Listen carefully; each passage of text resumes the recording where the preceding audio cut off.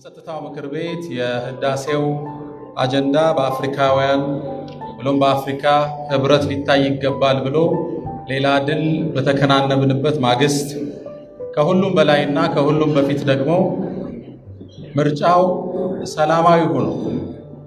ሰላማዊ ሆኖ በተጠናቀቀበት ማግስት ላይ በመገናኘታችን እጅግ በጣም ደስ ብሎኛል። የምርጫ በሰላም መጠናቀቅ ተራ ነገር አይደለም። በጣም በዲሞክራሲ ጎልብተዋል የሚባሉ አይኮን ኦፍ ዲሞክራሲ ያሉ የሚያሞካሿቸው ሀገሮች የምርጫን ውጤት አልቀበልም ብለው ፍትጊያ ያየንበት ተጨባጭ ኢትዮጵያ ውስጥ ውጤቱን ተቀብሎ ሁሉም ፓርቲ በሰላም መጠናቀቁ ለኔ እጅግ በጣም አስደሳች እንደ ህዝብም ውስጣዊ ሰላምና እረፍት የሰጠን መሆኑን ልገልጽላችሁ እወዳለሁ። ለዚህ መሳካት ዛሬ እናመሰግናለን ብለን ታዳሚውን ጠርተናል። ለዚህ የመጀመሪያው ተመስጋኝ ይህን ሁሉ ውዳሴ የሚወስደው የዓለማት ፈጣሪ የፍጥረት ዓለሙ አናጅ የሰው ልጆች ሁሉ ጌታ ኃያል ፈጣሪ ምስጋና ይድረሰው። እናንተን ያሸነፋችሁትን እንኳን ደስ ያላችሁ። ነገር ግን እላለሁ አንድ አባት ልጃቸውን ትንሹን ልጅ በጣም ይወዱታል፣ ይሳሱለታልና ሊመርቁት ዱዓ ሊያረጉለት ፈለጉና አንድን አወዛጋቢ ዱዓ አረጉለት። ልጄ ሆይ እያደግክ አትደግ አሉት።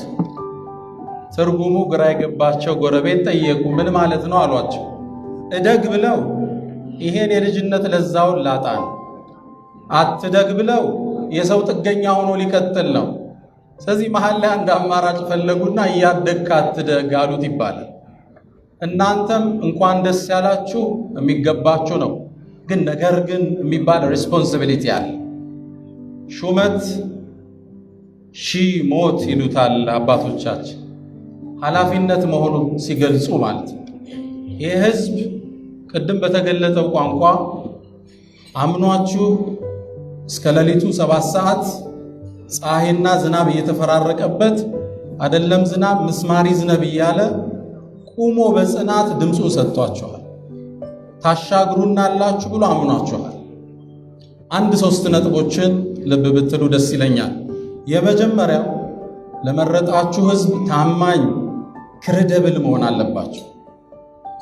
የገባችሁትን ቃል መፈጸም መቻል አለባችሁ። አብዛኛው መሪዎች ከምርጫ በኋላ ፍሬቻ እንኳን ሳያበሩ ነው ዩተርን የሚያደርጉት እና ይሄን እንደ ምሳሌ አንዱ ሲገልጸው እንደ ቀልድ አድርጎ አንድ ባልና ሚስት አሉ። ከመጋባታቸው በፊት በርገርና ፒዛ ያከታትልባት ነበር። ከተጋቡ በኋላ ይሄ የለመደችው ነገር ቀርቷል። ውዴ ምንድነው? ሳታገባይ ብዙ ግብዣ ነበር፣ አሁን ቀነሰ አለችው። አይ ውዴ ያማ የምርጫ ቅስቀሳ ነበር አለ። ሰው ኤክስፒሪየንስ ያደረገው ነገር በቀልድ መልክ በተረት መልክ ይገልጸዋል። ክሬዲቢሊቲ ለአንድ አመራር የሚጠበቅበት ትልቅ ኳሊቲ ነው። በሊደርሺፕ ሳይንስ ውስጥ ፖዘሴን ኮዝነር የሚባሉ ዕውቅ ምሁራን አሉ። 2010 ላይ ሊደርሺፕ ቻሌንጅ የሚል መጽሐፍ አሳትመዋል። መጽሐፉ በጣም አስገራሚ መጽሐፍ። መጽሐፉ እስካሁን ከተሰሩ ሪሰርቾች በተለየ መልኩ የጎለበተ ነው። ሪሰርቹ 25 ዓመት ፈጅቷል። መጽሐፉ ከ1.5 ሚሊዮን ህዝብ በላይ ተሳትፎበታል። ጥናቱ ላይ ሁሉንም ኮንቲኔንቶች አህጉሮችን አካተዋል። አፍሪካ፣ ኤዥያ፣ አውሮፓ ሁሉንም አካተዋል። ጥናቱ ላይ ቴሲስ ሲሰራ እንግዲህ ታውቃላችሁ፣ ጥናቶችን ሰብስበን ነው አናሊሲስ ምንሰጠው። ሁሉም ካጠኑ በኋላ ዓለም የምትፈልገው መሪ ማን ነው ነው ጥያቄው። አንተ ምን አይነት መሪ ትፈልጋለህ ነው። ሁሉን ጠይቀዋል። ሲኦዎችን ጠይቀዋል፣ ማኔጀሮችን፣ የቀበሌ አስተዳደር፣ ሁሉንም አህጉራት ላይ 25 ዓመት በፈጀ ጉዞ 1.5 ሚሊዮን ህዝብ በተሳተፈበት ጥናት አንድ ቃል ነጥሮ ወጣ። ዓለም የምትፈልገው መሪ፣ ህዝብ የሚፈልገው አስተዳደር ክሬዲቢሊቲ ይባላል። መጽሐፉን ብታነቡት ደስ ይለኛል። ያው እነሱ ክሬዲቢሊቲ ያለውን ዋጋ ሲያዩ በቀጣይ ክሬዲቢሊቲ ብለው ነጥለው አንድ መጽሐፍ አሳተሙ። ዓለም ከመሪው ተአማኝነትና እውነትን ይፈልጋል። ክሬዲቢሊቲ ማለት ተአማኒነት አይደለም፣ ቃሉን ስላጣ ነው። እውነተኝነትና ተአማኒነት የሁለቱ ድምር ውጤት ክሬዲቢሊቲ ይባላል። አሰ ሊደር የገባነውን ቃል ኪዳን በተለይ እንደዚህ ኃላፊነቱ የሚከብድ አመኔታ ለሰጠን ሕዝብ ታማኝ የገባንለትን ቃል እምንውል መሆን አለብን። ታዲያ በክፉ ይታዘበናል። የመጀመሪያው ለቃላችሁ እደሩ፣ ውለታው ይክበዳችሁ ነው የመጀመሪያው አደራዬ። ሁለተኛው በተለይ አሁን አገራችን የገጠሟት የ3 ዓመት ስንክሳሮች አሉ። በእነዚህ ፈተናዎች ውስጥ ነን። ሕዝብን ተስፋ ልናሳየው ይገባል። መሪም ውስጡ ተስፋ ሊሰንቅ ይገባል። እነዚህ አይነት ፈተናዎችን እንደምናልፈው ተስፋ እያሳየ ነው፣ ውጤት እያሳየ ነው፣ ወደፊት መራመድ እንችላለን። በምዕራባዊ የአሜሪካን ክፍል የምትገኘው ካሊፎርኒያ ከሲድኒ ከአውስትራሊያ የ17 ሰዓት ልዩነት አላት። ሲድኒና ካሊፎርኒያ 17 ሰዓት ይለያያሉ። ልክ ካሊፎርኒያ ላይ ዛሬ ማክሰኞ አይደል 12 ሰዓት ወይም 1 ሰዓት ሲሆን ሲድኒ ላይ ከቀኑ ሮብ 6 ሰዓት ይሆን 17 ሰዓት ነው የሚለያዩት። ታዲያ አሜሪካኖች ህዝቦቻቸውን ሲያበረታቱ ምን ይላሉ? ዶንት ወሪ አባውት ቱሞሮ ይላሉ። ኢትስ ኦልሬዲ ቱሞሮ ኢን አውስትራሊያ ይላሉ። ስለ ነገ አትጨነቅ፣ ነገ አውስትራሊያ ላይ ጀምሯልና ይላል። ሊደር ህዝብን በእንደዚህ አይነት ተስፋ ኢትዮጵያ ፈረሰች የተባለበት በጣም ያስጨነቁን ጊዜዎች አልፈዋል። ነገንም እናልፈዋል። ህዳሴው ይረጋገጣል፣ ግድቡ ይገነባል፣ ልማታችን ይፋጠናል፣ የዲፕሎማሲውን ጫና እናልፈዋለን የሚል ወኔ ተስፋ ውስጣችሁ መሰነቅ አለባችሁ። ህዝብም ውስጥ ይህም ማስረጽ መቻል አለ። የኢትዮጵያ አሁን ተጨባጭ ቻርልስ ዲከንስ አንድ መጽሐፍ አለው በጣም የተጨበጨበለት The Tale of Two Cities የሚል የሁለት ከተሞችን ወግ ያወራበት የፓሪስንና የለንደንን። በዚህ መጽሐፍ ውስጥ መግቢያ ላይ የገለጸው የኢትዮጵያን ክስተት ይገልጻል። 1850ዎቹ ላይ የጻፈው ነው። ያን ዘመን ሲገልጽ ምን ይላል? It was the best of the times and it was the worst of the times ይላል። ያ ዘመን እኔ ያለሁበት ይላል ምርጡ ጊዜ ነበር ይላል፣ ደግሞ አስቸጋሪው ጊዜ ነበር። ልክ እንደኛው ደስ የሚል ልማት፣ አዲስ ሊደርሺፕ፣ አዲስ ቃና ያየንበት ነው። በጎን ደግሞ መፈናቀሉ፣ መሳደዱ የተከሰተበት it was ይላል an age of wisdom and it was an age of foolishness ይላል። ጥበብ የፈሰሰበት ዘመን ነበር፣ እንዲሁም ቂላቂልነትም የሰፈነበት ነው። It was the season of light and it was the season of darkness። ብርሃን አንጸባራቂ ያየንበት ነው። ይሄን የመሰለ ምርጫ፣ አዲሱ የግድብ ሙሌት፣ አዲስ አመራር፣ አቃፊ የሆነ ሊደርሺፕ፣ አካታች የሆነ አመራር፣ ደስ የሚል ብርሃን አይተናል። ከውስጥ የተወጋንበት፣ ለውጡን ለማደናገፍ ረዥም ርቀትም የተሄደበት ይሄ ዘመን ውስጥ አለን። እዚህ ዘመን ውስጥ ያለ አመራር ለህዝቡ ተስፋ እያሳየ ብርሃን እያመላከተ ወደፊት ሊመራው ይገባል። የመጀመሪያው ተአማኒ እንሁን ነው። ሁለተኛው ተስፋን ሰንቅ፣ እንሻገረዋለን። የሚያስቸግሩ ነገሮች የሉ።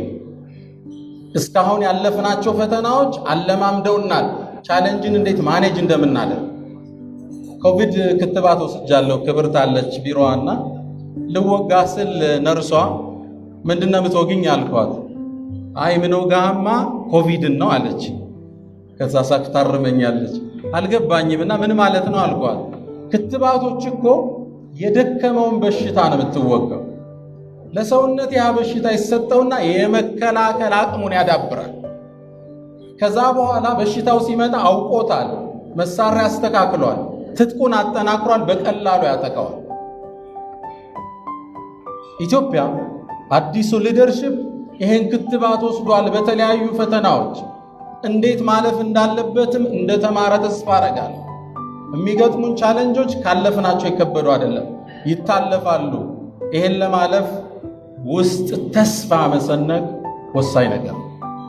እንደ መደምደሚያ እንዳላስመሻችሁ የአንድን ሰው ንግግር ልጠቀም፣ እድሉን ተጠቀሙበት ብዬ ልቋቸው። ከዓለም መልቲ ቢሊዮነሮች ውስጥ አንድ የሳውዲ ቅንጡ ቢሊዮነር አለ፣ ወሊድ ብን ጠላል ይሉታል። ትልቅ መልቲ ቢሊዮነር ግለሰቡ የቢሊየን መጠኑ አሁን ዓለም ላይ ከምናውቃቸው ተርታ ራሱ በላይ ነው።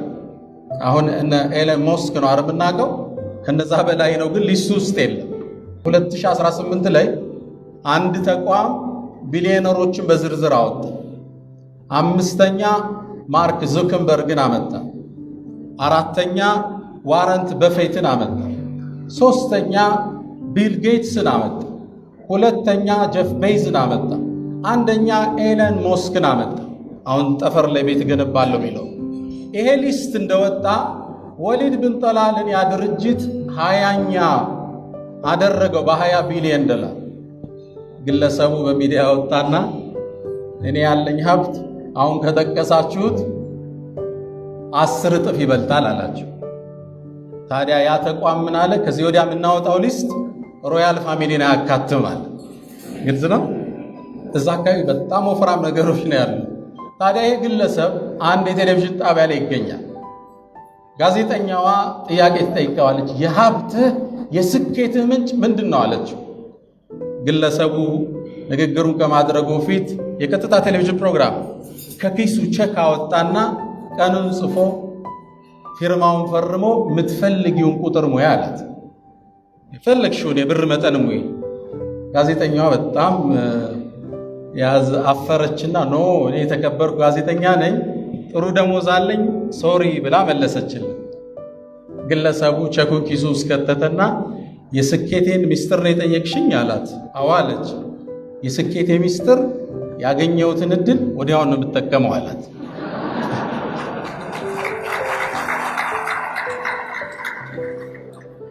የኢትዮጵያ ሕዝብ ለናንተ ቀኑን ጽፎ ቼኩን ፈርሞ ልምላሜን አረጋግጦልኝ እድገቴን እውን አድርጉት ብሎ ፊታችሁ አቅርቦታል። ተጠቀሙበት። አዲስ አበባችን እንደ ስሙ አበባ አድርጓት። ለውጧን እውን አድርጉ። ፈጣሪ ይከተላችሁ። አመሰግናለሁ።